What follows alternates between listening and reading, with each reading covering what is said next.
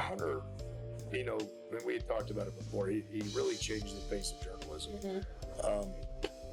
We expand on exactly what it was specifically that Hunter S. Thompson flair that just, encouraged a generation of journalists to do better.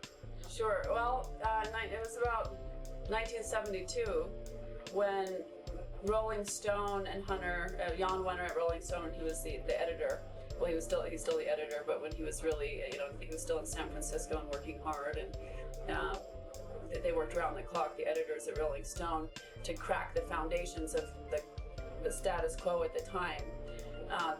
There were so many, it was Vietnam was, at its peak or coming close to its peak. People were waiting in line for the next Rolling Stone issue to come out to hear Hunter's words about what was going on in Washington and around the country. And it was not, they were not articles or eventually the book, Fear and Loathing on the Campaign Trail 72. It was not written in hindsight. It was written at the time on the bus or on the planes on the campaign trail. And that was revolutionary. There was no editing. Well, there was editing. There was there was very careful writing and very careful research.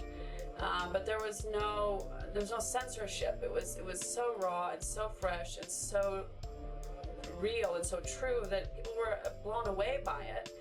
And at the time, well, we kind of take it for granted today, but at the time it was groundbreaking. And Jan and Hunter were very proud of their work later, after they looked back decades later, what they had done. And the writing was fantastic, but it was something Hunter was very proud of, as he should be.